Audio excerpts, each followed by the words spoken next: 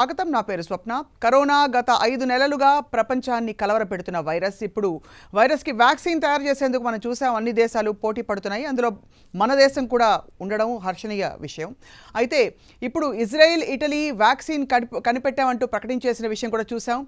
ఎలుకలపై trials success అయ్యాయని చెప్పి అతి త్వరలోనే హ్యూమన్ ట్రయల్స్ కూడా మొదలు పెట్టేస్తామని చెప్పి ప్రకటిస్తున్నాయి. ఎలా చూసినా ఇంకా కొన్ని నెలల్లో, అంటే 2-3 నెలల్లోనే వ్యాక్సిన్ కన్ఫర్మ్ అని మనకి ప్రస్తుతం కొంతమంది ఆశాభావం వ్యక్తం చేస్తారు. ఇటు తెలంగాణలో కూడా వ్యాక్సిన్ని కనిపెట్టేందుకు చాలా పెద్ద ఎత్తున ప్రయత్నాలు జరుగుతున్న విషయం కూడా తెలిసిందే. తెలంగాణలో ఉన్న శాంతా బయోటెక్ కూడా వ్యాక్సిన్పై పరిశోధనలు చేస్తున్న విషయం కూడా మనం గుర్తించాం. ఈ నేపథ్యంలో వ్యాక్సిన్ రావడానికి ఇంకా ఎంతకాలం పడుతుంది, ఏ స్టేజ్లో ప్రస్తుతం ఈ రీసెర్చ్ అండ్ డెవలప్మెంట్ కొనసాగుతోంది, ప్రస్తుతం ఏం జరుగుతోంది, ఈ అంశాలను మనతో పంచుకునేందుకు శాంతా బయోటెక్ వ్యవస్థాపకులు చైర్మన్ డాక్టర్ వరప్రసాద్ రెడ్డి గారు, పద్మభూషణ్ అవార్డు గ్రహీత మనతో పాటు ఉన్నారు లైవ్లో. సార్ నమస్కారం. సార్ వరప్రసాద్ రెడ్డి గారు నమస్కారం. చాలా కష్టపడి ఈ మహమ్మారిని కట్టడి చేయడంలో దేశం అంతా కూడా పోరాడి ఈ స్టేజ్కి తీసుకొచ్చాం సార్. ఇక తరువాయి నెక్స్ట్ వ్యాక్సిన్ వస్తే బహుశా మామూలు జనజీవనం తిరిగి రెస్టోర్ అవుతుందనే ఒక ఆశాభావం వ్యక్తం చేస్తుంది ప్రపంచం అంతా కూడా. సో ఇప్పుడు వస్తున్న వార్తలు sir, first of all Italy, Israel నుంచి వస్తున్న వార్తలని ఏ మేరకు మనం అంటే ఫేస్ వాల్యూకి తీసుకోవచ్చు అంటారు?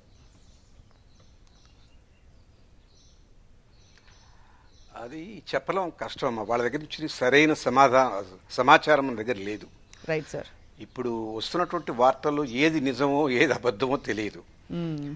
మనం గత 2 నెలలుగా చూస్తున్నాం వ్యాక్సిన్ ఇదిగో రౌండ్ ది కార్నర్, ఆగస్టుకు వచ్చేస్తుంది, సెప్టెంబర్కి వచ్చేస్తుంది.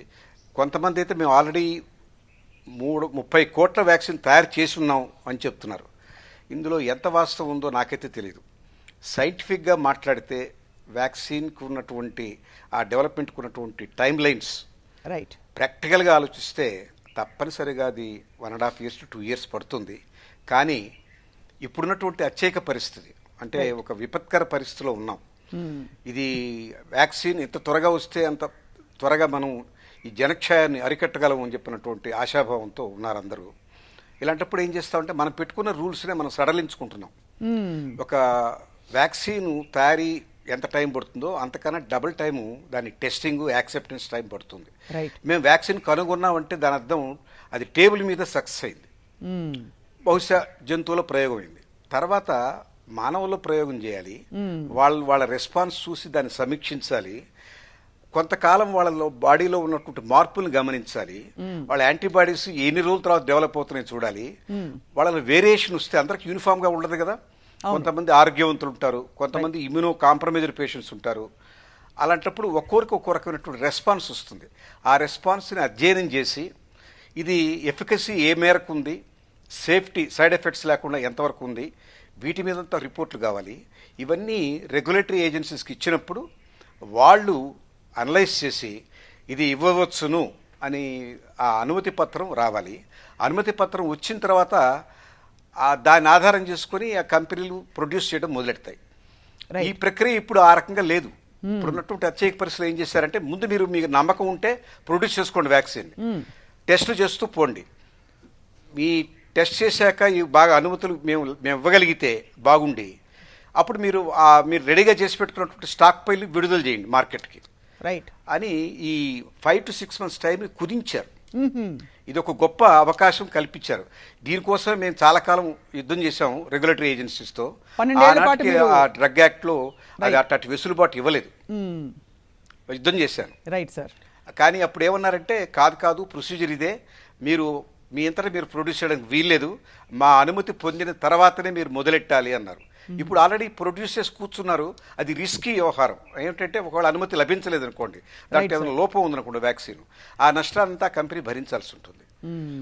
ఇప్పుడు ఆక్స్ఫర్డ్ వాళ్ళు చేసినటువంటి వ్యాక్సిన్ ఆధారం చేసుకుని సీరం ఇన్స్టిట్యూట్ వాళ్ళు ప్రొడక్షన్ ప్రారంభించేశారట. అది విన్నాను నేను. నాకు ఆధారితమైన రుజువులు ఏమి లేవు. ఒకవేళ ప్రొడ్యూస్ చేసి ఉండొచ్చు వాళ్ళు. అక్కడ నుంచి రాగానే అనుమతి పత్రం వచ్చిన తర్వాత వీళ్ళు వెంటనే మార్కెట్ రిలీజ్ చేయడానికి అవకాశం ఉంటుంది, వ్యాక్సిన్ అందుబాటులోకి వస్తుంది. అది విషయం. Right sir. సాక్షాత్తు ముఖ్యమంత్రి కూడా నిన్న ఈ అంటే ప్రజలతో మాట్లాడుతూ మీడియాతో మాట్లాడుతూ ప్రస్తావించారు వ్యాక్సిన్ అతి త్వరలో అందుబాటులో వస్తుందని చెప్పేసి. మీ సంస్థ కూడా ఈ పరిశోధనలో ప్రస్తుతం నిమగ్నమై ఉంది. ఎంతవరకు వచ్చింది సార్ మీ సంస్థ చేస్తున్న పరిశోధన? మా సంస్థ పరిశోధన హైదరాబాద్ స్థావరంగా జరగటం లేదు. Right sir. మాకున్న R&Dని మా భాగస్వామి సనోఫీ ఫ్రాన్స్కి అమెరికాకి షిఫ్ట్ చేశారమ్మా. కానీ మాకు రెగ్యులర్గా అక్కడి నుంచి వార్తలు వస్తూనే ఉన్నాయి. R&D జరుగుతుంది. వాళ్ళు సనోఫీ వాళ్ళు 2 వ్యాక్సిన్ల మీద ప్రయోగాలు చేస్తున్నారు. సార్. ఒకటి అమెరికన్ గవర్నమెంట్ స్పాన్సర్ చేసినటువంటి వ్యాక్సిన్, అది బయోవాక్యులర్ వ్యాక్సిన్ అంటారు దాన్ని. అది ఒక రకంగా దాని మీద మంచి పట్టున్నటువంటి వ్యాక్సిన్ ఇది వాళ్ళకి, సనోఫీ వాళ్ళకి. గతంలో వాళ్ళు స్వైన్ ఫ్లూ కూడా చేశారు. ఆ రకమైనటువంటి టెక్నాలజీ పరంగా వాళ్ళు చాలా స్ట్రాంగ్. ఆ మేరకే అమెరికన్ గవర్నమెంట్ వాళ్ళకి కాంట్రాక్ట్ ఇచ్చింది డెవలప్ చేయమని. చేస్తున్నారు. అది తప్పనిసరిగా విజయవంతం అవుతున్న నమ్మకం ఉంది వాళ్ళకి. కాకపోతే వాళ్ళు ఫ్రమ్ బిగినింగ్ నుంచి ప్రారంభించారు వర్క్. ఇప్పుడు ఈ ఆక్స్ఫర్డ్ యూనివర్సిటీ అటు వాళ్ళు ఇంత ముందుగా ఉండడానికి కారణం కూడా ఒకటి చెప్తాను మీకు. అనేక వైరస్లకు సంబంధించినటువంటి డేటాబేస్ ఉంది వాళ్ళ దగ్గర. రైట్. ఈ కరోనా కూడా ఒక వైరస్, ఆ కుటుంబానికి చెందినటువంటిదే. మిగతా వైరస్లకు ఉన్నటువంటి ఆ జన్యుక్రమాన్ని తీసుకొని దాన్ని కొంత టింకరింగ్ వర్క్ చేసి అటు ఇటు మార్చి ఈ ప్రస్తుతం కరోనా వైరస్ కి సమీపంలోకి తీసుకొచ్చారు. Right right. ఎగ్జాక్ట్ గా అదే కాకపోవచ్చు, సమీపంలోకి. రైట్. ఆ గతంలో చేసినటువంటి ఆ వైరస్ వ్యాక్సిన్ కి వాటికి పనిచేసినటువంటి యాంటీడోట్లు దీనికి పనిచేస్తాయన్నటువంటి నిర్ధారణకు వచ్చారు. సో ఈ క్రమంలో సుమారుగా 6-7 నెలల వ్యవధిని వాళ్ళు సేవ్ చేసుకోగలిగారు. అంటే గతంలో ఉన్నటువంటి అనుభవం తీసుకొని గతంలో చేసినటువంటి ఎక్స్పెరిమెంట్ని కొద్దిపాటి మార్పులు చేర్పులతో దీనికి అన్వయించారు. ఈ అన్వయం చేయడం వల్ల ఒక 5-6 నెలలు సేవ్ అయింది. ఇది మంచిదే. ఇప్పుడున్నటువంటి అత్యేక పరిస్థితిలో ఎంత షార్టెస్ట్ మెథడ్ ఉంటే అంత మంచిది, ఎంత చాకచక్యంగా చేయగలిగితే అంత మంచిది. నాకు ఎవరైనా లెక్క ఇస్తే నేను 1, 2 గంటల 2, 2 రోజులు 4, 2, 3, 6 అని చెప్పి మొదలుపెట్టక్కర్లేదు. ఎక్కడో నాకున్నటువంటి జ్ఞానాన్ని వాడి ఇక్కడి నుంచి మధ్య మార్గంలో దాన్ని అందిపుచ్చుకోవడం. మనం ఎక్కడికో వెళ్ళాలనుకున్నప్పుడు మధ్యలో ట్రైన్ క్యాచ్ చేసినట్టుగా ట్రాక్ క్యాచ్ చేశారు వాళ్ళు. ఆ రకంగా ఒక 5-6 నెలలు సేవ్ చేశారు. అదొకటి. ట్రైల్స్ విషయంలో ట్రైల్స్ చేస్తుంటారు. మీరు అనుమతిస్తే ఒక ప్రశ్న సార్. ఇక్కడ సమీపంలోని వ్యాక్సిన్ తయారీ చేయడానికి అంటే దాని మీద R&D చేయడానికి యాక్చువల్ వైరస్నే అంటే కొంత సమయం పట్టినా కూడా దాన్ని రిసెర్చ్ చేసి సరైన మందు కనిపెట్టడానికి ఏమైనా వ్యత్యాసం ఉంటుందా? అంటే దీర్ఘకాలిక పరిణామాలు ఉంటాయా వీటికి? లేక ఇది కొంచెం అటు ఇటు తప్పినా కూడా ఎఫెక్టివ్నెస్ తగ్గే ప్రమాదం ఉంటుందా దగ్గరలో ఉండే వ్యాక్సిన్ తీసుకురావడానికి? అంటే చూడమ్మా, కరెక్ట్. 2 విషయాలు ఉన్నాయి వ్యాక్సిన్లో. Sir, efficacy, safety. ఎఫికసీ అంటే అది దాన్ని తప్పనిసరిగా పనిచేయాలి. ఏ వైరస్ కూడా మనం సోకినా మనం నిభాయించుకోగలిగిన శక్తి ప్రసాదించాలి. అది ఎఫికసీ అంటారు. సేఫ్టీ, ఈ వ్యాక్సిన్ వేసుకున్న తర్వాత అతనికి ఏ రకమైన సైడ్ ఎఫెక్ట్స్ రాకూడదు. సైడ్ ఎఫెక్ట్స్ వచ్చినాయి అనుకోండి, అది కూడా వాడలేరు. ఈ రెండింటిని నిర్ధారించుకోవడానికి మొదటి నుంచి మనం ఎక్స్పెరిమెంట్ చేస్తూ, అంటే classical method of doing from ab initio అంటాం ఇంగ్లీష్లో, తెలుగులో మూలా నుంచి ప్రారంభించి క్రమ పద్ధతిలో చేసుకుంటూ పోతే ఇట్లాంటి సైడ్ ఎఫెక్ట్స్కి అవకాశం ఉండదు. ఎఫికసీ కూడా గ్యారంటీగా ఉంటుంది. ఆ వ్యాక్సిన్ సక్సెస్కి నిజమైనటువంటి నిర్ధారణ దొరుకుతుంది. ఇప్పుడు అవి కాకుండా చేసిన ప్రతి వ్యాక్సిన్ వాటి ఎఫికసీ 99 ఉండొచ్చు, 90 ఉండొచ్చు, 80 ఉండొచ్చు. దాని సైడ్ ఎఫెక్ట్స్ కొన్ని ఉండుండొచ్చు, తెలియదు. కనుక ఇది మొట్టమొదటి పద్ధతి చాలా త్వరగా వస్తుంది. దానికి ఎఫికసీ కానీ సేఫ్టీ కానీ క్వశ్చన్ మార్క్స్. అవి కూడా మంచిగా ఉండొచ్చు, ఉండాలని కోరుకుంటాం. వాడి సక్సెస్ కావాలని కోరుకుందాం. ఎందుకంటే మానవాళికి ఇప్పుడు అవసరం ఆ వ్యాక్సిన్. వీళ్ళు they are making sure they don't want to go wrong. అందుకనే వీళ్ళు they started from 0 point. Right sir. మరొక రెండో విషయం, 5-6 నెలలు ఆలస్యం అవుతుంది వాళ్ళకన్నా. మీకు 5-6 నెలలు ఆలస్యం అయ్యే అవకాశం ఉందంటున్నారు. తప్పకుండా ఉంది. Right sir. 1 year కూడా పట్టొచ్చు, చెప్పలేము. Right sir. మామూలుగా అసలు అంటే ఏ వ్యాక్సిన్ అయినా ఒక వ్యాక్సిన్ తీసుకున్నాక దాని ఎఫెక్టివ్నెస్, ఎఫికసీ అంటే ఏ మేరకు ఉంటుంది సార్? అంటే ఫ్లూ వ్యాక్సిన్స్ ముఖ్యంగా సీజనల్గా వచ్చే ఇలాంటి వ్యాక్సిన్స్లో 90% ఉంటుందా, 95% ఉంటుందా, 99% ఉంటుందా సార్? తప్పకుండా ఇది నివారిస్తుంది అని చెప్పడానికి. ఒక్కొక్క కంపెనీ ఒక్కొక్క రకం ఉందమ్మా సార్. ఒక్కొక్క కంపెనీ ఒక్కో రకంగా ఉంటుందమ్మా. కొన్ని కంపెనీలు 99.8 క్లెయిమ్ చేస్తాయి, కొన్ని కంపెనీలు 80% ఉంటాయి. మేము చేసిన హెపటైటిస్ బి వ్యాక్సిన్ మాది జీరో కన్వర్షన్ అంటాం దాన్ని. అంటే డెఫినెట్గా వాళ్ళని ప్రొటెక్ట్ చేయగలిగింది మాది 98.5% వచ్చింది. అంటే 1.5% అది పీపుల్ పనిచేయకపోవచ్చు. అది రైట్. సైడ్ ఎఫెక్ట్స్ మాత్రం జీరో. మరొక వ్యాక్సిన్ ఇంకో కంపెనీ పేరు చెప్పను, వాళ్ళకి 80% వచ్చింది ఎఫికసీ, బట్ సైడ్ ఎఫెక్ట్స్ 25% ఉన్నాయి. ఓ, అది ప్రమాదం. ఇప్పుడు మనకు జబ్బు ఉందని మందు వేసుకుంటే ఒక రకం, జబ్బు లేని వాళ్ళు వేసుకొని వేరే రకం జబ్బులు తెచ్చుకుంటే ఎట్లా? సైడ్ ఎఫెక్ట్స్ చాలా తీవ్రంగా ఉంటాయి ఒక్కోసారి. Right sir. Adverse side effects అంటారు, అది చాలా ప్రమాదం. ఇప్పుడున్న ఈ పాండమిక్ కండిషన్స్లో సార్, అంటే దీన్ని నిజంగా సాక్షాత్తు మహమ్మారి అంటూ అందరూ ఇంత ఆత్రంగా ఎదురు చూస్తున్న వేళల ఏ ఏ ప్రాసెసెస్లో ఏ ఏ విషయాలలో మనకి సడలింపులు ఇవ్వడం అవసరం లేదు, సమంజసం అని మీరు భావిస్తారు సార్ ఒక ఫార్మా అధినేతగా?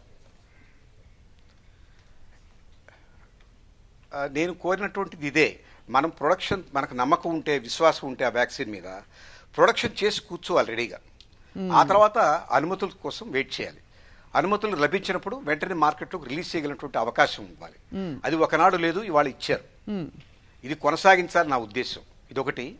రెండవది, ప్రతి వ్యాక్సిన్ డెవలప్మెంట్లో కనీసం 4-5 రకాల మధ్యలో కమిటీస్ ఉన్నాయి. ఆ కమిటీస్ని ఏకీకృతం చేయాలి. ఫస్ట్ ఐబిఎస్సి అని ఒకటి ఉంది, ఇన్స్టిట్యూషనల్ బయోసేఫ్టీ కమిటీ. తర్వాత ఆర్సీజీఎం అని ఒకటి ఉంది, review committee on genetic manipulation. ఆ తర్వాత జిఈఎస్ అని ఒకటి ఉండేది, ఇప్పుడు లేదు తీశారు, జెనెటిక్ ఇంజనీరింగ్ అప్లికేషన్ కమిటీ అని. ఆ తర్వాత డీసీజీఏ ఉండేది. ఇట్లా ఇన్ని కమిటీస్లో ఒక కమిటీ కలవడమే కష్టం. కలిసిన తర్వాత వాళ్ళు నిర్ణయం తీసుకోవడం ఇంకా కష్టం. నిర్ణయం తీసుకున్నాక మినిట్స్ తయారు కావడం ఇంకా కష్టం. ఈ రకమైన రెడ్ టేప్ ఉండేది, అవన్నీ పోవాలి. రైట్. ఇప్పుడు ఏమిటి, ఈ ప్రత్యేక పరిస్థితుల్లో వాటన్నిటికీ సున్నా జుట్టి ఏకైక మార్గంగా త్వరగా ఇది పనిచేస్తుందని కనుక మనకు ఏ పార్టీ రుజువు వచ్చినా వెంటనే దాన్ని రిలీజ్ చేయమని అంటున్నారే, ఇలా లోకి రావాలి అందరూ. అప్పుడు దాకా మనం తప్పనిసరిగా ఈ రెట్టింపు విలంబనాలు తప్పనిసరిగా ఉంటాయి. ఇట్లాంటి ప్రత్యేక పరిస్థితులు మాత్రం వీటిని కనుక అధిగమించగలిగితే మనం చూస్తుంది. Right sir. ముఖ్యమంత్రి గారు మాట్లాడుతూ ప్రత్యేకంగా 2-3 సంస్థలని ప్రస్తావించారు. అంటే ఈ 3 సంస్థలు కూడా మనకి తెలంగాణ నుంచి ముందంజలో ఉన్నాయి ఈ వ్యాక్సిన్ తయారీలో అని చెప్పి సార్. ఇతర సంస్థల వ్యాక్సిన్ తయారీ ఏ స్టేజ్లో ఉందని మీకు సమాచారం ఉండే ఉంటుంది కదా సార్. మీ అనాలిసిస్ ఏంటి సార్, దానిపై మీ విశ్లేషణ ఏంటి సార్? కష్టం అమ్మా, అలాంటి సమాచారం అంత సమగ్రంగా ఉండదు. యథావత కొంత తెలుస్తుంటుంది. మనకు అదృశ్యం ఏంటంటే తెలంగాణలో 4 కంపెనీలు ఉన్నాయి, వ్యాక్సిన్ కంపెనీలు. ఒకటి శాంత, మొట్టమొదటి ప్రారంభించిన బయోలాజికల్ ఈవాన్స్ అన్నిటికన్నా పురాతనమైంది అది. వాళ్ళు రీకాంబినెంట్ టెక్నాలజీలోకి లేటుగా వచ్చారు. ముందు వచ్చిన కంపెనీ రీకాంబినెంట్ టెక్నాలజీ శాంత ఒకటే. తర్వాత భారత్ బయోటెక్ ఒకటి వచ్చింది. తర్వాత బయోలాజికల్ ఈవాన్స్ చరిత్ర 60 ఏళ్ల చరిత్ర, 50 ఏళ్ల చరిత్ర.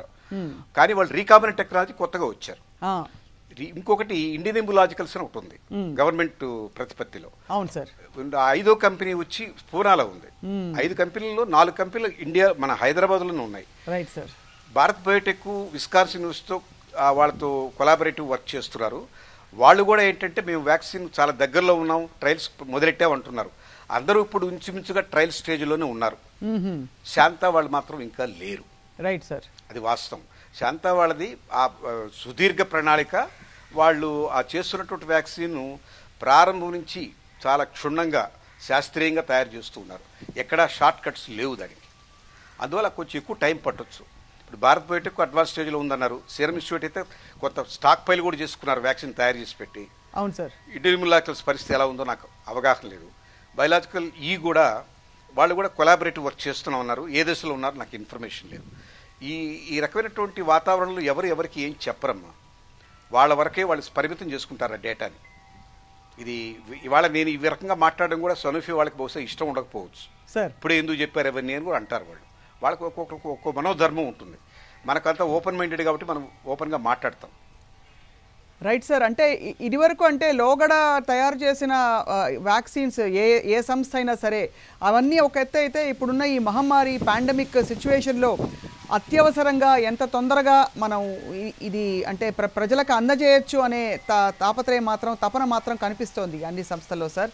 అలాగే ఇప్పుడు ఒక విషయం సార్, గతంలో మీరు తయారు చేసిన వ్యాక్సిన్స్కి మౌలికంగా అంటే ఈ వ్యాక్సిన్కి గతంలో అంటే ఇది మ్యూటేట్ అయ్యే ప్రమాదం ఉండడం, లేకపోతే దీని నేచర్ ఆఫ్ దిస్ వైరస్ భిన్నంగా ఉండడం, అంటే దీని రీసెర్చ్లోనే ఏమన్నా సవాళ్ళు ఎదురవుతున్నాయి సార్ మీకు? లేదమ్మా, అది లేదు. మేము చేసినటువంటి పూర్వం చేసిన వ్యాక్సిన్ వీటికి మ్యుటేషన్ మన సమస్య లేదు. ముఖ్యంగా ఈ కొత్తగా ఇటీవల వచ్చిన స్వైన్ ఫ్లూ వీటికే మ్యుటేషన్స్ ఎక్కువ ఉన్నాయి. మిగతా వ్యాక్సిన్ మేము చేసిన వాటికి ఇప్పుడు మ్యుటేషన్ సమస్య రాలేదు సార్.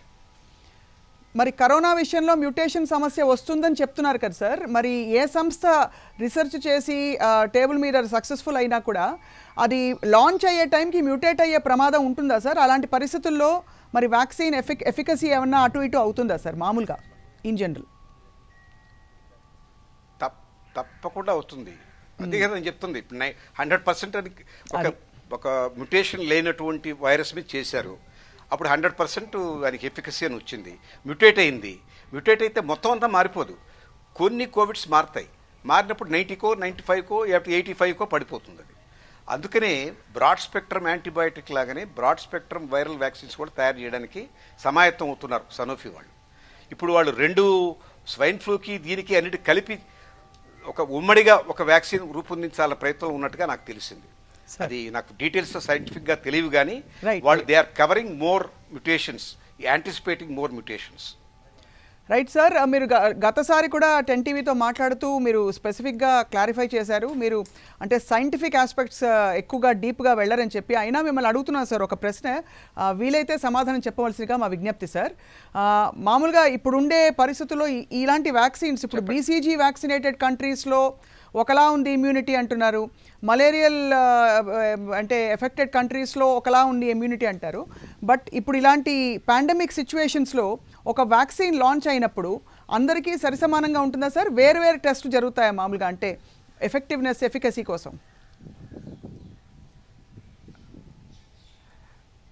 ఒక ఎథనిక్ వేరియేషన్ బట్టి ఒక్కొక్క జాతి లక్షణం ఒక రకంగా ఉంటుందమ్మా. ఇక్కడ పనిచేసిన వ్యాక్సిన్ ఇంకో దగ్గర ఇక్కడ 100% మనకి ఎఫికసీ వచ్చిన దగ్గర ఒక ఆఫ్రికన్ కంట్రీలో వాళ్ళకి ఇచ్చినప్పుడు బహుశా 100% కన్వర్షన్ కాకపోవచ్చు, కొంతమంది 90%కే ప్రొడక్షన్ రావచ్చు. అది వాళ్ళ శరీర నిర్మాణం వాళ్ళ జన్యుక్రమాన్ని బట్టి మారుతూ ఉంటుంది. కాబట్టే మామూలుగా ఇంటర్నేషనల్ కంపెనీస్ వాళ్ళ వ్యాక్సిన్ని అనేక దేశాల్లో చేస్తారు టెస్ట్, ఒక్క దగ్గర చేయరు, ఒక దేశానికే పరిమితం కారు, అన్ని దేశాల్లో వాళ్ళు ప్రయత్నం చేస్తారు. ఇప్పుడు మనం చేస్తున్నటువంటి వ్యాక్సిన్ని అన్ని దేశాల్లో పరీక్ష చేసే అవకాశం ఉంటే ఎక్కువ టైం పడుతుంది. రైట్. అందువల్ల ఇప్పుడు ఒక వ్యాక్సిన్ తయారు చేసి ఒక ఊరికి ఇచ్చేది కాదు కదా, ఇది ఒక దేశానికి కాదు కదా. అవును, ఇది మొత్తం గ్లోబల్ వ్యాక్సిన్ యొక్క అవసరం, ఎక్కువ టైం పడుతుందని నా అభిప్రాయం. అన్ని దగ్గర ప్రయత్నం చేయాలి. ఇవాళ ఎట్లా చెప్పగలరు అమెరికాలో సూట్ అయింది ఇక్కడ ఇండియా సూట్ అవుతుంది చెప్పడానికి వీల్లేదు. Right sir. Sir Varaprasad Reddy గారు, చిన్న కరోనా నివారణ చికిత్సపై ప్రపంచం అంతా కూడా ఏకమై వ్యాక్సిన్ కనుగొనడంలో ప్రస్తుతం నిమగ్నమై ఉంది. సో ఇదే నేపథ్యంలో ఈ వ్యాక్సిన్ రీసెర్చ్ అండ్ డెవలప్మెంట్ ఏ స్టేజ్లో ఉందో ఇలాంటి అంశాలని మనతో పంచుకునేందుకు శాంతా బయోటెక్ వ్యవస్థాపకులు పద్మభూషణ్ అవార్డు గ్రహీత వరప్రసాద్ రెడ్డి గారు లైవ్లో మనతో మాట్లాడుతున్నారు. అండ్ ఈ వ్యాక్సిన్ ప్రస్తుతం రీసెర్చ్ స్టేజ్లో ఉంది, రావడానికి అనేక నెలలు పట్టొచ్చని చెప్పి వారు క్లారిఫై చేశారు. రైట్ సార్, వరప్రసాద్ రెడ్డి గారు స్వాగతం సార్, పునఃస్వాగతం మీకు. ప్రస్తుతం ఉన్న పరిస్థితుల్లో సార్ లాస్ట్ టైం మీరు మాట్లాడినప్పుడు మనకుండే హర్డ్ ఇమ్యూనిటీ ఒకటి, రెండోది మనకుండే అలవాట్ల అంటే జీవన శైలిలోనే వచ్చే మార్పులు, మాస్క్ ధరించడం మొదలుకొని శానిటైజ్ చేసుకోవడం, వీటిపై ఎక్కువ డిపెండ్ అవ్వడం చాలా మంచిదని చెప్పారు సార్, మీరు సూచించారు లాస్ట్ టైం. ఇప్పుడుండే పరిస్థితుల్ని భారతదేశంలో ఇప్పటికొచ్చిన నంబర్స్ కావచ్చు సంఖ్యాపరంగా, లేదు మనం తీసుకుంటున్న జాగ్రత్తలని ఎలా అంచనా వేస్తారు సార్ మీరు? అంటే ఏ మేరకు మనం సఫలీకృతులయ్యాం అనుకుంటారు సార్ దీనిలో? ఇందులో అనేక రకాల వెసులుబాటు మనకు వచ్చింది. ఒకటి మన జీవన శైలి, రెండోది ప్రభుత్వం తీసుకున్నటువంటి లాక్డౌన్ కండిషన్ చాలా మంచి నిర్ణయం, సత్వరంగా తీసుకున్నారు, సకాలంలో తీసుకున్నారు. మిగతా దేశాలు కొంత ఆలస్యంగా ఆలోచించి కొంచెం వెనక ముందు ఆడి ఎకనామిక్ డిఫికల్టీ వస్తుందని చెప్పిన భయపడి వాళ్ళు ఆలస్యం చేశారు. అప్పటికే ఆ అగ్ని అందరికీ అంటుకుంది. ఇక్కడ మన జీవన విధానం, జీవనశైలి ఒకటి, లాక్డౌన్ త్వరగా పెట్టడం ఒకటి, రెండు. మూడోది అన్నిటికన్నా మనలో సహజంగా ఉన్నటువంటి రోగ నిరోధక శక్తి. మన ఆహార విధానంలో మనందరికీ మిగతా వెస్ట్రన్ సొసైటీ కన్నా కంపేర్ చేస్తే తప్పకుండా మన ఇమ్యూనిటీ లెవెల్స్ చాలా మంచిది. మీరు చూడండి, వియత్నాంలో లేదు, వాళ్ళు కూడా మళ్ళాగే స్పైసెస్ వాడతారు. వాళ్ళ ఆహార విధానం మన లాంటిదే, వాళ్ళకి తక్కువ కదా. మరి అదే ఎందుకని తక్కువ అంటే కారణం ఇవి. రెండవది, ఈ మూడు కారణాలు ఉన్నాయి. ఏది ముఖ్యంగా దీనికి మనకు నంబర్స్ తక్కువ కావడానికి కారణం అంటే నేను చెప్పలేను, అంత విశ్లేషణ నా దగ్గర లేదు, అంత డేటాబేస్ లేదు. Right sir. మొత్తం మీద లాక్డౌన్, జీవనశైలి అంటే మనం ఎక్కువ పార్టీయింగ్ తక్కువ, మూడు మన ఆహారం, మనకున్నటువంటి ఇమ్యూనిటీ లెవెల్స్. ఈ మూడిట్లో ఏది ప్రధాన పాత్ర వహించిందో నేను చెప్పడం కష్టం, కానీ మూడు మాత్రం మన సమీకృతంగా సహాయం చేశాయి మన నంబర్స్ తక్కువగా ఉండడానికి. రెండోది, హెర్డ్ ఇమ్యూనిటీ కూడా దాని పాత్ర వహిస్తుంది. ఇప్పుడు మొత్తం హెర్డ్ ఇమ్యూనిటీ వచ్చిందా లేదా చెప్పడానికి మనల్ని టెస్ట్ చేయలేదు, చేస్తే తెలిసిపోతుంది. యాంటీబాడీస్ కానీ టెస్ట్ చేస్తే ప్రతి ఒక్కళ్ళు యాంటీబాడీస్ ఉన్నాయనుకోండి, కొద్దో గొప్ప, దాని అర్థం ఏమిటి, వాళ్ళకి వచ్చి తాకి వెళ్ళిపోయింది, అది స్పర్శ మాత్రంగా వెళ్ళిపోయింది ఆ వైరస్. కాబట్టి వాళ్ళ బాడీలో యాంటీబాడీస్ తయారైనాయని చెప్పగలం. ఆ యాంటీబాడీస్ చూడడానికి మనం ఎన్ని టెస్ట్ చేస్తున్నాం?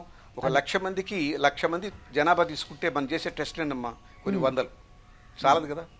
నిజంగా హెర్డ్ ఇమ్యూనిటీ ఉందో కనుక్కోవడానికి మార్గం ఏమిటంటే యాంటీబాడీస్ టెస్ట్ చేయడం. అన్ని టెస్ట్ కిట్ల మీద ఖర్చు పెట్టడం అనవసరం అనిపిస్తుంది ఇప్పుడు నా ఉద్దేశం కూడా. బహుశా వెయిట్ చూడడమే, జాగ్రత్తగా ఉండడమే బెస్ట్. టెస్ట్ చేసి ఏం చేస్తారు? అంతమందిని తీసుకెళ్ళి మీరు క్వారంటైన్లో పెట్టేంత వసతి సదుపాయాలు ఉన్నాయా? అప్పుడు ప్యానికింగ్గా అయిపోతారు మనుషులు. ఇప్పుడు మీకు అందరినీ టెస్ట్ చేసి ఎక్కువ మంది మీకు యాంటీబాడీస్ వచ్చున్నాయని చెప్పని అన్నప్పుడు యాంటీబాడీస్ ఏ లెవెల్లో ఉన్నాయో తెలియదు, కాబట్టి యాంటీబాడీ ఉందని తెలుస్తుంది. వాళ్ళని క్వారంటైన్లో పెట్టాలా లేకపోతే ట్రీట్మెంట్ ఇవ్వాలా? రకరకాల కన్ఫ్యూజన్స్ వస్తాయి. నా ఉద్దేశం ఎక్కువగా టెస్ట్ చేయకపోవడం మంచిది, దూరం పాటిస్తే మంచిది. ఎవరైతే దానికి రుగ్మతకు లోనవుతారో వాళ్ళకి తీసుకెళ్ళి ట్రీట్మెంట్ ఇవ్వడమే కరెక్ట్ ఇప్పుడున్న పరిస్థితుల్లో సార్. సో అయితే మన తెలంగాణ ప్రభుత్వం అవలంబిస్తున్న అది పీస్. Right sir. తెలంగాణ ప్రభుత్వం అవలంబిస్తున్న విధానం సరైందంటారు అయితే? కరెక్ట్. అంటే ఓవర్గా టెస్ట్ చేయకపోవడం, సిమ్టమాటిక్గా జస్ట్ బేస్డ్ ఆన్ కేసులు ఎలా వస్తున్న కొద్ది టెస్ట్ చేయడం అన్నది కరెక్ట్. అదే కరెక్ట్. అది అనేక రకమైనటువంటి దానికి వెసులుబాటు ఉన్నాయి. దానివల్ల ఏంటంటే మనుషులు ప్యానికింగ్ కారు. రెండవది, దానికి కావాల్సిన ఖర్చు విపరీతం. మన వైద్యానికి ఖర్చు పెట్టాలి, కానీ ఉందో లేదో తెలుసుకోవడానికి, ఎంతమంది రోగులను తెలుసుకోవడానికి దాని మీద అంత ఖర్చు పెట్టడం అనవసరం. ఇప్పుడు ఆ కిట్లు కూడా అన్ని ఇంపోర్ట్ చేయాలి, సరిగా పనిచేయట్లేదని కూడా వార్తలు వస్తున్నాయి. ఆంధ్రప్రదేశ్లో వాళ్ళు కొన్న కిట్లు సరిగా పనిచేయట్లేదట. మరి దానికి మన స్వదేశంగా మనం తయారు చేసుకోవడానికి అవకాశం లేకపోయింది. ఇలాంటి వాటిల్లోంచే మనం గుణపాఠాలు నేర్చుకోవాలి. మీరు అడగని ప్రశ్న కూడా నేను ఇంకో రకంగా జవాబు చెప్తున్నాను సార్. ఇప్పుడు ఇన్నోవేషన్స్ అనేవి లేకపోతే ఎంత నష్టం ఆలోచించండి. ఇవాళ ఈ రకమైనటువంటి ఎమర్జెన్సీ వచ్చింది, వెంటనే 32 కంపెనీల నుంచి, చైనా నుంచి ఇంపోర్ట్ చేసుకుంది మన దేశం. అవి కొన్ని పని చేసినాయి, కొన్ని పని చేయలేదు. ఒక పెద్ద డౌట్ఫుల్, మనం ఒక రకమైనటువంటి అయోమయ స్థితిలో పడ్డాం. మనకే టెస్ట్ కిట్, అది పెద్ద రాకెట్ టెక్నాలజీ కాదు. మనకు సరైన సమయం, సరైనటువంటి ప్రోత్సాహం ఉంటే మన సైంటిస్టులు ఎన్నో టెస్టులు తయారు చేసి పెట్టిండేవాళ్ళు. అసలు అన్వేషణకి లేకపోతే ఒక రకమైన ఆవిష్కరణకి ఈ దేశంలో పెద్దపీట వేయలేదు మనం. మీకు 2018లో ఫైల్ అయిన పేటెంట్ల సంఖ్య మీరు ఆశ్చర్యపోతారు, 30 లక్షలు. ఆ 30 లక్షల్లో 85% వచ్చి చైనా, అమెరికా. అవి మనం ఫైల్ చేసినటువంటి 16,259 పేటెంట్లు. అంటే ఏమిటి? మన ఆవిష్కరణలు అంత మాత్రమే. అందులో మెడికల్ రంగానికి సంబంధించి 3.6%, హెల్త్కి సంబంధించి 2.2%, బయోటెక్నాలజీకి సంబంధించి 2.2%. ఇవి ఎంత తక్కువ ఆవిష్కరణలు. అన్నిటికన్నా మరీ బాధ ఏంటంటే 16,259 పేటెంట్ ఫైల్ చేస్తే దాంట్లో గవర్నమెంట్ పరంగా అంటే సిఎస్ఐఆర్ ల్యాబొరేటరీస్, ఐఐటీస్, ఐఐఎస్సిస్ ఇలాంటి గవర్నమెంట్ సంస్థలు ఇచ్చే ఫైల్ని 125. ఇది మన దయనీయ పరిస్థితి. ఆవిష్కరణలు ఎక్కడి నుంచి వస్తాయి? రావు. అప్పుడు మీరు ఇతర దేశాల మీద ఆధారపడాలి. టెస్ట్ కిట్లు కూడా ఇతర దేశాల మీద ఆధారపడి అవి పనిచేసి ఈ అయోమయంతో ఏమిటి? Right sir. మొత్తం మీద అంటే ఈ కరోనా నిజంగా చాలామందికి వ్యక్తిగతంగా, సమిష్టిగా, సమాజంగా, దేశంగా అన్ని విధాలా కూడా మంచి గుణపాఠాలు నేర్పుతోనని చెప్పాలి.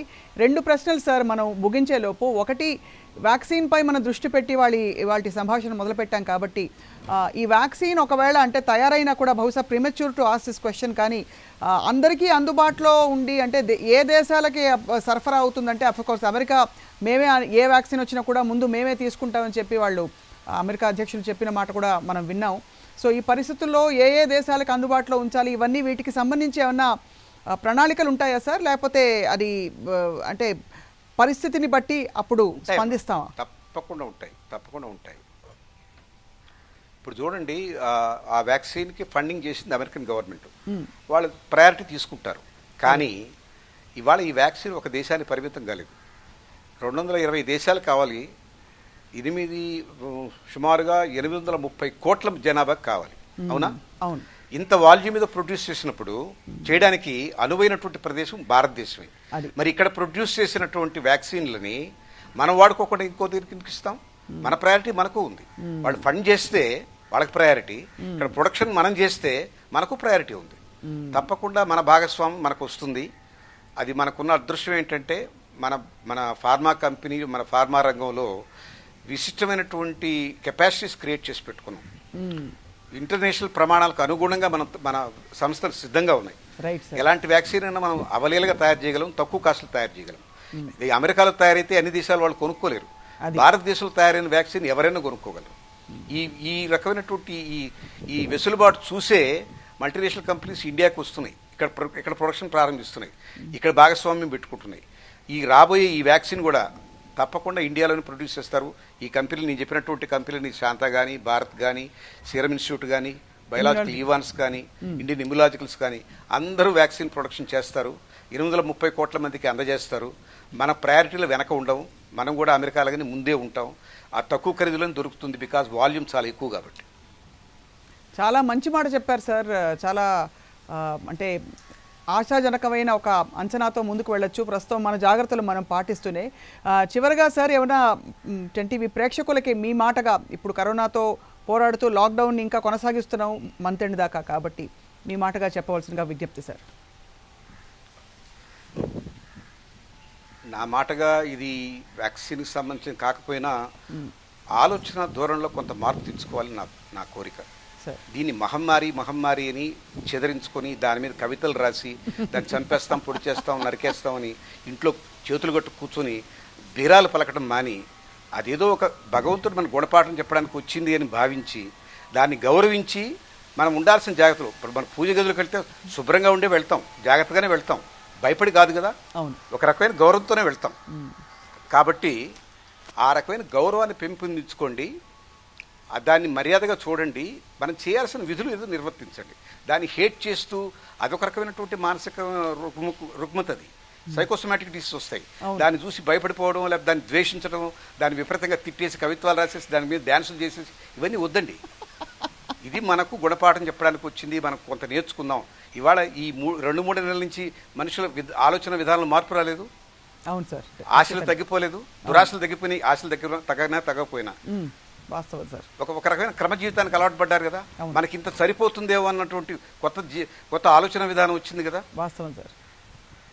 సో మనుషులు ఒక క్రమం నేర్చుకోవాలి. ఇట్లాంటి అత్యేక పరిస్థితుల్లోనే మనం చూడాల్సిన పాజిటివ్ మైండ్తో చూస్తే అనేక విషయాలు మనం దిద్దుకునే అవకాశం, ఇది కరెక్షన్ మోడ్లో వచ్చిందని భావిస్తే సంతోషిస్తాను.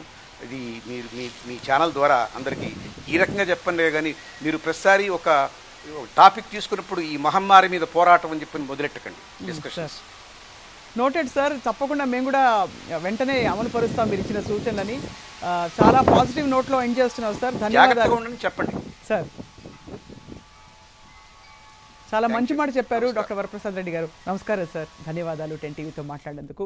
సో ఇది శాంతా బయోటెక్ వ్యవస్థాపకులు డాక్టర్ వరప్రసాద్ రెడ్డి గారితో సంభాషణ. దేనిపై అంటే corona vaccine research and development Shantha Biotech ఏ స్టేజ్లో ఇప్పుడు ప్రస్తుతం కొనసాగిస్తోంది, అలాగే ప్రపంచవ్యాప్తంగా రీసెర్చ్ ఏ స్టేజ్లో ఉందో ఈ అంశాలపై మాట్లాడారు. కరోనా వ్యాక్సిన్ కోసం అన్ని దేశాలు కూడా కృషి చేస్తున్న మాట తెలిసిందే. అందరికంటే ఎక్కువగా అమెరికా ఈ వ్యాక్సిన్ కోసం తీవ్రంగా కష్టపడుతోంది. అక్కడున్న పరిస్థితులు కూడా మనం గత కొన్ని నెలల్లో చూస్తూ వచ్చాం. ఇప్పుడు అమెరికాలో కరోనా వ్యాక్సిన్ తయారీలో మన తెలంగాణ బిడ్డ కీలక పాత్ర పోషిస్తున్నారు. ఆయనే doctor Syed Kaleem Ahmed. And America ప్రభుత్వ సంస్థ సదర్న్ రీసెర్చ్ ఆర్గనైజేషన్లో డాక్టర్ సయ్యద్ పనిచేస్తున్నారు. రైతుల నాడీ వ్యవస్థపై పురుగు మందుల ప్రభావం పడకుండా ఒక మెడిసిన్ను కనిపెట్టారు ఆయన. సో అంతేకాదు టీబీ వ్యాధికి సంబంధించి కూడా ఫాస్ట్ మెడిసిన్ ఆయన కనిపెట్టారు. అలాగే డాక్టర్ సయ్యద్ ప్రతిభను గుర్తించిన అమెరికా ఆయనకి అక్కడ శాశ్వత పౌరసత్వం అంటే సిటిజన్షిప్ కూడా ఇచ్చి సత్కరించింది. ఇప్పుడు ఈ కరోనా వ్యాధిని నివారించడానికి కూడా కావాల్సిన ఆయన వ్యాక్సిన్పై రీసెర్చ్ చేస్తున్నారు. ఈ తయారు చేయడంలో డాక్టర్ సయ్యద్ కీలక పాత్ర పోషిస్తున్నారు. సో ప్రస్తుతం మనతో పాటు ఉన్నారు. దాదాపు 24 గంటల పాటు ల్యాబ్లోనే ఉంటూ ఉంటారు ఆయన. సో మనతో జాయిన్ అవుతున్నారు అమెరికా నుంచి. సయ్యద్ కలీం గారు నమస్కారం సార్. నమస్తే అండి. అండ్ అలాగే 10 టీవీ స్టూడియోస్లో ఉన్నారు అందరికీ సుపరిచితులు CCMB scientist doctor MV Jagannatham గారు. నమస్కారం ప్రొఫెసర్ గారు. రైట్. సో సయ్యద్ కలీం గారు చూశారు, ప్రపంచమంతా కూడా అంటే ఫార్మా సంస్థలని కూడా ముందుండి ఈ వ్యాక్సిన్ని కనుగొనడంలో ఒక అడుగు ముందుకు వేసే దిశగానే కృషి చేస్తున్నాయి. ఏ స్టేజ్లో ఉన్నాం సార్ మనం ఈ వ్యాక్సిన్కి సంబంధించి ప్రపంచవ్యాప్తంగా చూస్తే? సో ఇక్కడ రీసెర్చ్ యాక్చువల్లీ నేను డ్రగ్ డిస్కవరీ డివిజన్లో పనిచేస్తానండి. సో ఇక్కడ యాక్చువల్లీ 3 అప్రోచెస్ ఉన్నాయి రైట్ దీని నుంచి మనము ట్యాకిల్ చేయడానికి. First approach is directly attacking the virus. Right. And second approach ఏంటిదంటే ఇమ్యూన్ సిస్టమ్ ఓవర్ యాక్టివ్ అవుతుంది ఈ ఇన్ఫెక్షన్ లో. సో సిస్టమ్ ఫామ్ చేయడం. And third approach is using the antibody. That using antibodies from our blood or making it in the lab. So that is the vaccine approach. So నేను చేసేటువంటిది ఇప్పుడు making the molecules which inhibits the virus replication capacity. Right. So that here we are associated with the University of Alabama. So it's one of the clinical trials site for the remdesivir. So remdesivir అనేటువంటిది RDRP inhibitor. So it has a good positive effect actually. Right. So it is stopping the viral replication. So it is inhibiting the RDRP. Right. So RNA dependent RNA polymerase of virus. Right. So ఈ phase 3 clinical trials లో మంచి results వచ్చాయి. కి చాలా positive results వచ్చాయి. And US FDA has also approved for emergency use of this drug. This was originally developed for Ebola. Right. And we are repurposed it for this COVID-19. ఇప్పుడు remdesivir గురించి అంటే already కొంతకాలంగా it's been news కదా సయ్యద్ కలీం గారు. So ఇప్పుడు ప్రస్తుత పరిస్థితుల్లో మరి అందరికీ అందుబాటులో ఉండే విధంగా ఈ రెమ్డెసివిర్ ప్రస్తుతం ఉందా అమెరికాలో? ఇప్పుడు Gilead pharmaceuticals originally made this. Right. So Gilead pharmaceuticals వాళ్ళు ఆల్రెడీ దీన్ని అందరికీ అందుబాటులో కాకుండా ఫస్ట్ 140,000 పేషెంట్స్ కి 10-day కోర్స్ కొరకు వాళ్ళు ప్రొడక్షన్ చేస్తున్నారు. Right. And that will come soon in the market. And as far as like a medicinal chemist, this is a very good starting drug. Right. And దీని వల్ల మనకి ఏమవుతుందంటే దీన్ని చూస్తూ we can use other investigational drugs. So investigational drugs మనం ఎప్పుడైతే use చేస్తామో so drug market లో రావడానికి టైం చాలా తక్కువ పడుతుందండి. యాక్చువల్లీ నార్మల్ గా ఒక డ్రగ్ ను మీరు మార్కెట్ లో తేనికి ఒక డెకేడ్ పడుతుంది. So 10-12 years. కానీ already if it is investigational drug అంటే if it is used for other therapies, so if you're using the same drug we're repurposing it. So అట్లా రీపర్పస్ చేయడం వల్ల ఏమవుతుందంటే ఇప్పుడు మనకు అత్యవసరంగా దీన్ని ట్రీట్ చేయవలసిన వచ్చినప్పుడు so then we can use those drugs for this COVID-19. And that is the best example is remdesivir. Remdesivir. So right. yeah. Right. Right. Jagannatham గారు, మనం గత కొంతకాలంగా అంటే దీని గురించి వ్యాక్సిన్ వస్తుంది అనుకుంటున్నాం. ఇప్పుడు ఇజ్రాయెల్, ఇటలీ వ్యాక్సిన్ తయారీలో బిజీగా ఉన్నట్టు టైంలో చికిత్సపై కూడా దృష్టి పెట్టారు. ఇప్పుడే ఆయన చెప్పారు కదా, రెమ్డెసివిర్ అనే మందుని వాడడం అనేది. అసలు యాక్చువల్లీ ఏ పరిస్థితుల్లో మనం ఉన్నాం సార్? ప్రస్తుతం ఎలా ఉందంటే అండి, ఈ కోవిడ్ వచ్చినటువంటి తర్వాత నుంచి ప్రపంచ ఆరోగ్య వ్యవస్థల యొక్క పటిమను పరీక్షిస్తోంది ఇది, అందులో అనుమానం లేదు. అందుకనే ఇప్పుడు వారు చెప్పినట్టుగా దీన్ని 4 రకాలుగా దీని మీద యుద్ధం చేయడానికి ప్రయత్నం చేస్తున్నాం. ఒకటి ప్రివెంటివ్ మెడిసిన్, టీకాలు తయారు చేయడం. రెండోది ఉన్న మెడిసిన్స్ ఏవైతే ఉన్నాయో, అంటే ఇప్పుడు వారు చెప్పిన రెమ్డెసివిర్ లాంటిది. రెమ్డెసివిర్ అనేటువంటిది ఇదే మ్యాజిక్ బుల్లెట్ ఏం కాదు. మ్యాజిక్ బుల్లెట్ అంటే వెళ్ళిపోయి వైరస్ని చంపేసేసి మొత్తం రోగం తగ్గిపోతున్నది కాదు, రిలీఫ్ ఇస్తుంది. రిలీఫ్ ఇచ్చేటటువంటి డ్రగ్ కొంతవరకు పనిచేస్తుంది. వారు చెప్పినట్టుగా పరీక్షలు కూడా చేస్తున్నారు, అనేక పరిశోధనశాలలో జరుగుతున్నాయి. ఇలా రీపర్పసింగ్, ఉన్న డ్రగ్స్ని రీపర్పసింగ్ చేయడం. వెంటిలేటర్ పై ఉండే ఆ కాలాన్ని కుదిస్తుంది ఇది అని అంటున్నారు. అదే మీకు కొంచెం రిలీఫ్ వస్తుంది, కొంత రిలీఫ్ వస్తుంది. అయితే కొంచెం టీ సెల్స్ని యాక్టివేట్ చేస్తుంది అనేటువంటి విషయాన్ని కూడా కొన్ని వాటిలో చెప్పారు. ఈ టీ సెల్స్ ఏంటంటే ఇమ్యూన్ సెల్స్ కాబట్టి, ఈ టీ సెల్స్ కోవిడ్ ఇన్ఫెక్ట్ చేసినప్పుడు టీ సెల్స్ నీరసగించిపోతున్నాయి అని చైనా నుంచి వచ్చిందనమాట. ఒక రిపోర్ట్ వాళ్ళు రాశారు, వాళ్ళు మంచి జర్నల్లో పబ్లిష్ చేశారు. ఈ జర్నల్ ఆఫ్ ఇమ్యునాలజీ అని మంచి జర్నల్ అది. ఆ నీరసగించినటువంటి సెల్స్ రెమ్డెసివిర్ దీన్ని యాక్టివేట్ చేస్తుంది, నీరసం లేకుండా వాటిని యాక్టివేట్ చేస్తుంది. కాబట్టి ఇమ్యూనిటీ కూడా కొంత పెరిగే అవకాశం ఉంది. కాబట్టి ఇది 2 రకాలుగా కూడా పనిచేస్తుంది. అంటే రెమ్డెసివిర్ అనేటువంటి డ్రగ్ను పనిచేయచ్చు. అలాగే హైడ్రాక్సిక్లోరోక్విన్, ఇవన్నీ రీపొజిషన్ చేస్తున్నటువంటి డ్రగ్స్.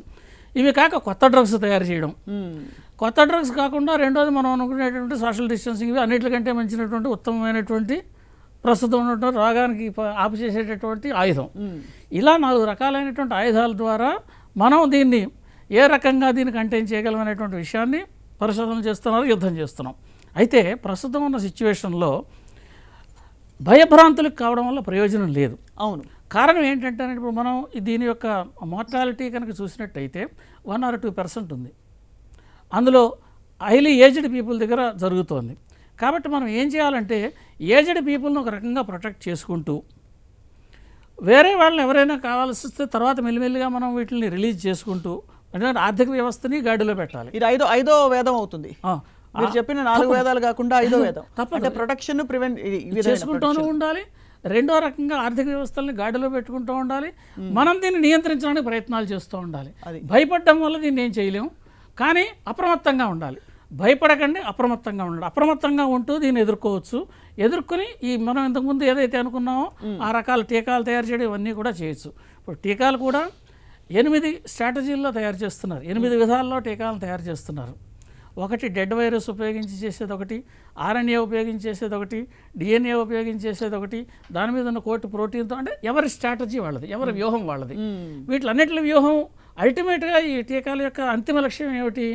మనం ఈ వైరస్ని నిగ్రహించడం, అంటే వైరస్ని ఇన్యాక్టివేట్ చేసేయడం లేదా దాన్ని డిగ్రేడ్ చేయడం కణాల్లో. ఇది అల్టిమేట్గా చేయాల్సినటువంటి పని.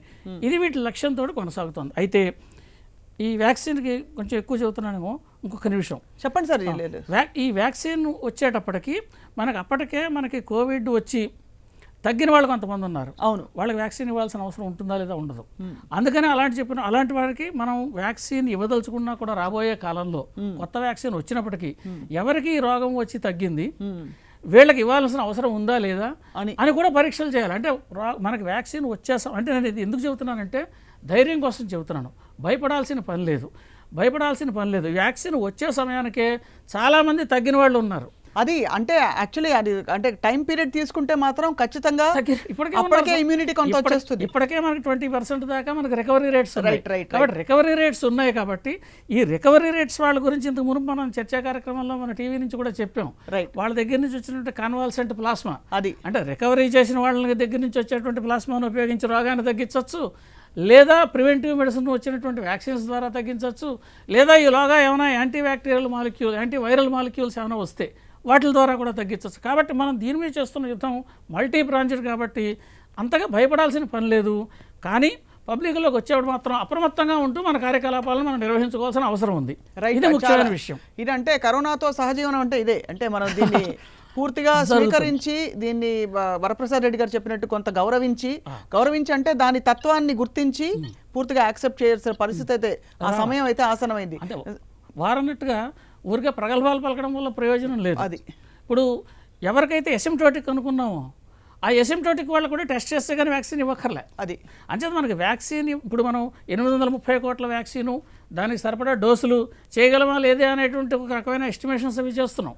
ఈ ఎస్టిమేషన్స్ చేసేటప్పుడు అన్ని వ్యాక్సిన్స్ చేయాల్సిన అవసరం కూడా ఉండకపోవచ్చు. రైట్ అంటే నెంబర్ తగ్గుతుంది. Right right. అందుకని ఈ విషయాన్ని గ్రహించాల్సినటువంటి అవసరం ప్రతి ఒక్కరికి ఉంది. సో ముందు అసలు ఒక డోస్ తయారవుతాయి సార్, 830 420 అది తర్వాత చూసుకోవచ్చు. రైట్. డాక్టర్ సయ్యద్ కలీం గారు, ఇప్పుడున్న పరిస్థితుల్లో అంటే ప్లాస్మా థెరపీ ఏ మేరకు ప్రాచుర్యంలో ఉందండి యుఎస్లో? సో డాక్టర్ జగన్నాథ్ గారు చెప్పినట్టు ప్లాస్మా థెరపీ చాలా సీరియస్లీ ఇల్ ఉన్న పేషెంట్స్ కి ఇస్తున్నారు. ఏ విధంగానైతే రామ్డెసివిర్ ఇచ్చారో, సో వారు చెప్పినట్టు ఏంటిదంటే జాగ్రత్త వహించడం చాలా మంచిది. సో WHO రిపోర్ట్ ప్రకారం ఏంటిదంటే 80% of people who are infected by this COVID-19 they will recover themselves without needing hospitalization. So మీరు సోషల్ డిస్టెన్సింగ్ పాటిస్తే చాలు. And I greatly appreciate the Telangana government actions regarding this, lockdown and all those. So అదే ఒక పెద్ద medicine అని చెప్పొచ్చండి. ఎందుకంటే ఇప్పుడు ప్లాస్మా థెరపీ అయినా కానీ ప్లస్ స్మాల్ మాలిక్యూల్ థెరపీ అయినా కానీ, సో ఈ యాంటీవైరల్ థెరపీలో చాలా ఛాలెంజింగ్ గా ఉంటుంది.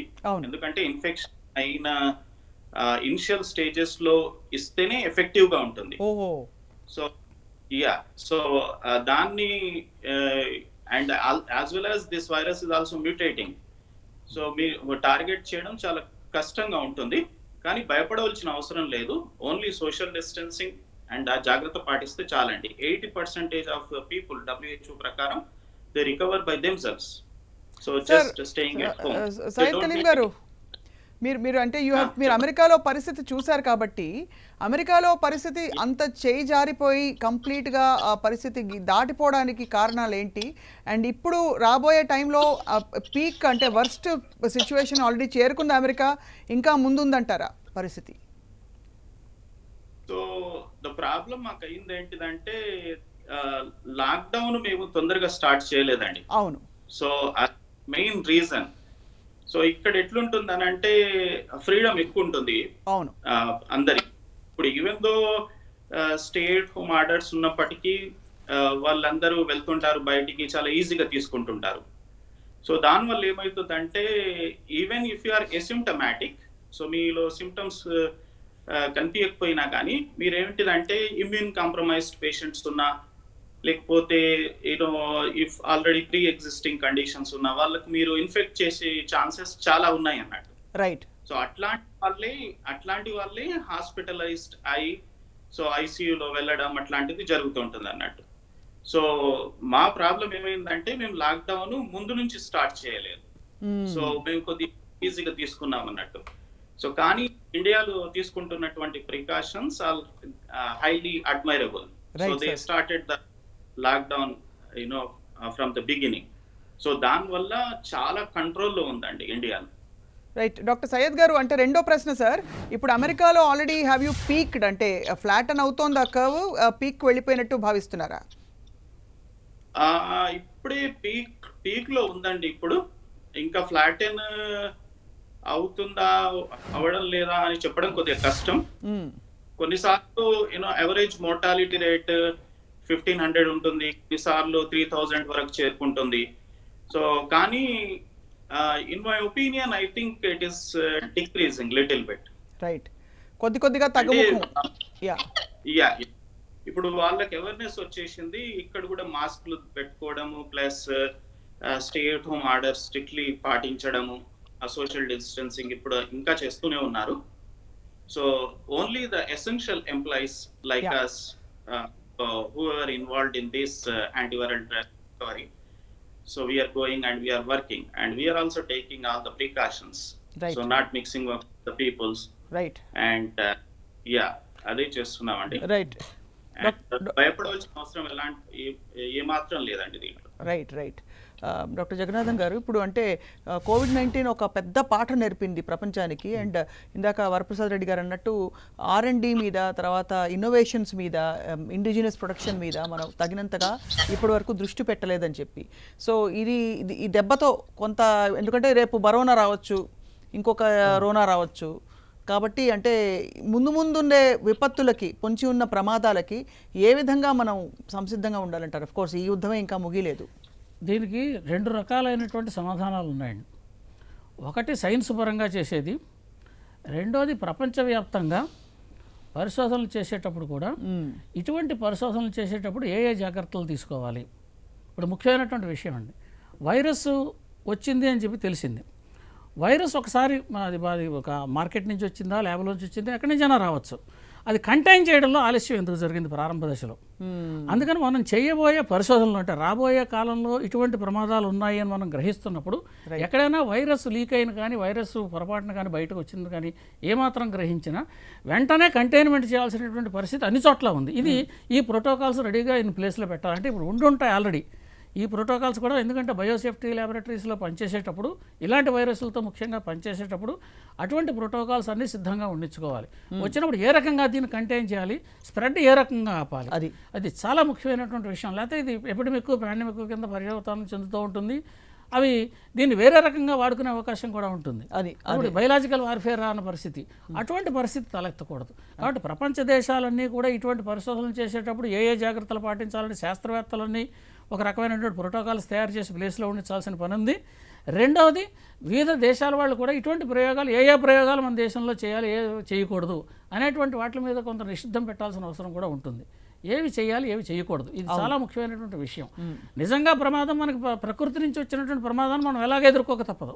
కానీ మనం చేజేతులారా చేసుకునే ప్రమాదాలు మానవాళికి ఎంతవరకు బాధ కలిగిస్తాయి, వీటిలో మనం చేయాల్సిన అవసరం ఉందా లేదా, వీటిలో మనం ఎలా ఆపు చేయాలి, లేదా వీటిని ఏవి చేయకూడదు, వీటిలో కొన్ని గైడ్లైన్స్ ఏర్పాటు చేసుకోవాలి. కానీ గైడ్లైన్స్ ఏర్పాటు అంటే గతంలో కూడా ఉంటాయి.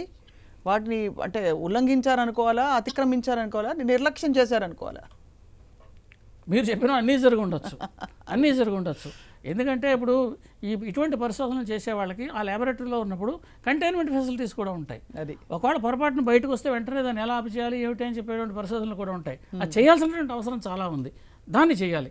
ఇప్పుడు బయటకు వచ్చింది, ఇప్పుడు ఈ వేరే మీరున్నట్టుగా నెక్స్ట్ రేపు సహజంగానే వచ్చింది అనుకోండి, సహజంగా ఇటువంటిది ఇంకొక ప్రమాదం వచ్చింది, అప్పుడు దాన్ని ఎలా చేయాలి, ఇది గుణపాఠం. ఇప్పుడు మనకు వచ్చినటువంటి కోవిడ్ ప్రపంచానికి అంతటికీ గుణపాఠం. ఏం చేయాలి, ఎటువంటి ప్రమాదాలు జరగకుండా మనం ఏం చేయాలి, ఇటువంటి పరిశోధనశాలల్లో ఎటువంటి ప్రయోగాలు చేయాలి, వేటిల్ని చేయకూడదు అనేటువంటి గైడ్లైన్స్ చేసి ఎవరు చేయాలన్న దాన్ని కూడా నిర్ధారణ చేయొచ్చు. ఏ గ్రూపులు వాళ్ళకి ప్రత్యేకించి తరఫీదులు అవి ఉంటాయి. తరఫీదు ఉన్న వాళ్ళే చేస్తారు, ఎవరు పడితే వాళ్ళు ఈ పరిశోధనలు చేయరండి. వాళ్ళు ప్రత్యేకించి పరిశోధనశాలలు ఉంటాయి, వాళ్ళకి తరఫీదు ఇస్తారు, ఎలా చేయాలో చెబుతారు. వాళ్ళు బయటకు వచ్చినా కూడా వాళ్ళకి మెడికల్ చెకప్ చేసి బయటకు రిలీజ్ చేయాలి మనుషుల్ని.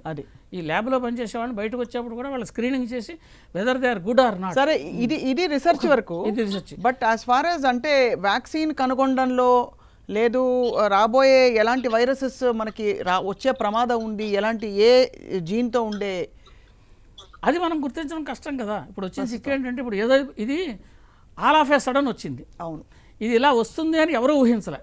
అందుకనే మొత్తం ఆరోగ్య వ్యవస్థ మీదే ఒక ఛాలెంజ్ చూపించింది. ఇది వస్తుంది అనేటువంటి అప్రమత్తత కనుక తెలిసి ఉంటే, అయితే దీనికి ఒక చిన్న సిగ్నల్స్ అయితే వచ్చాయి కొంతకాలంలో. 2015 సంవత్సరంలో అదే ల్యాబొరేటరీస్ నుంచి, అంటే వుహాన్ ల్యాబొరేటరీ నుంచే సింథటిక్ వైరస్ను ఒకదాన్ని తయారు చేశారు.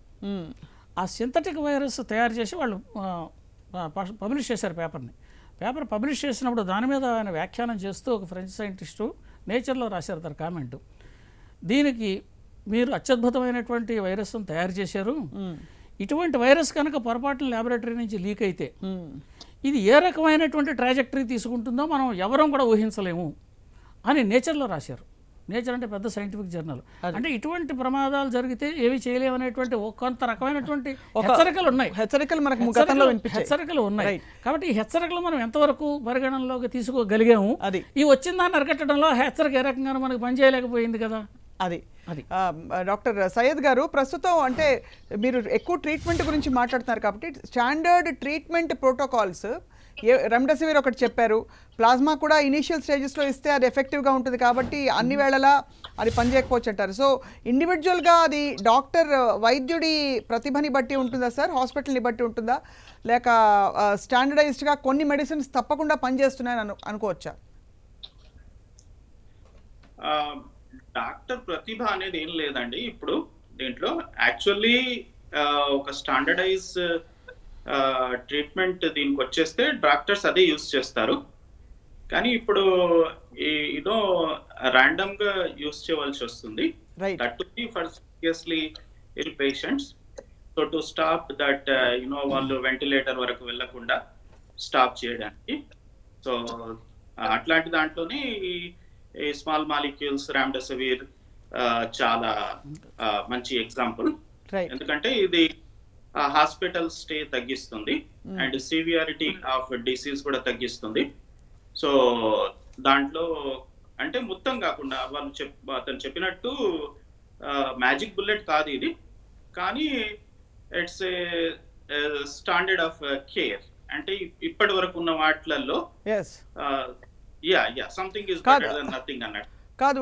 ఒకటి సార్, ఒకటి ఇక్కడ రామ్డెసివిర్ పేరు వినగానే గత ఐ థింక్ 2-3 వారాలు నెల రోజుల నుంచి మాట్లాడుకుంటున్నప్పుడు దీన్ని ₹1,00,000 ఇంజెక్షన్ లేకపోతే ₹1,00,000 మందు అంటున్నారు. ఇప్పుడు అందరికీ ఇది అందుబాటులో ఉండే విధంగానే ఉందండి? ఈజ్ ఇట్ అంటే ప్రభుత్వం నుంచి సపోర్ట్ అందుతుందా ఇటువంటి అంటే హాస్పిటల్స్కి ఈ డ్రగ్స్ సరఫరా చేయడంలో?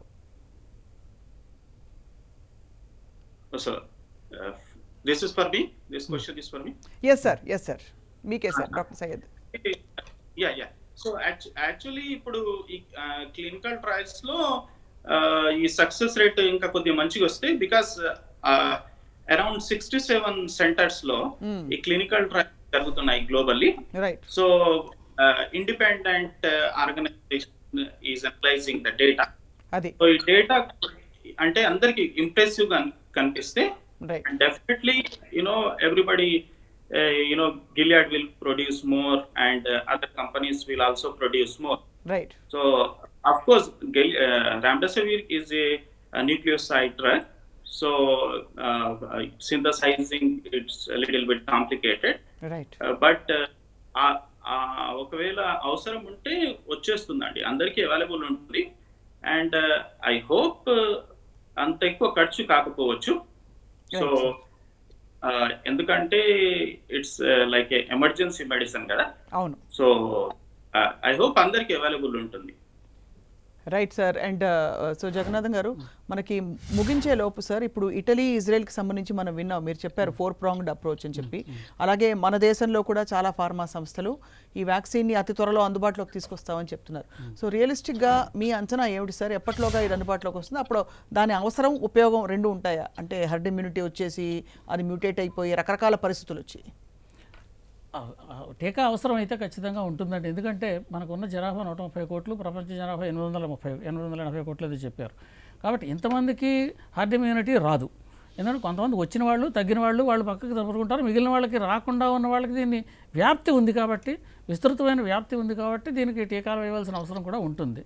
కాబట్టి వాటి యొక్క ప్రయోజనం ఉంటుంది, వాటిని ఉపయోగించాల్సిన అవసరం ఉంటుంది. ఇప్పుడు సమయానికి వస్తే మీరు ఎంత టైం పడుతుంది ఏమిటి అంటే, ఎంత టైం పడుతుంది అంటే రెగ్యులేటరీ అఫైర్స్ పాస్ అవ్వాలి, క్లినికల్ ట్రయల్స్ పాస్ అవ్వాలి.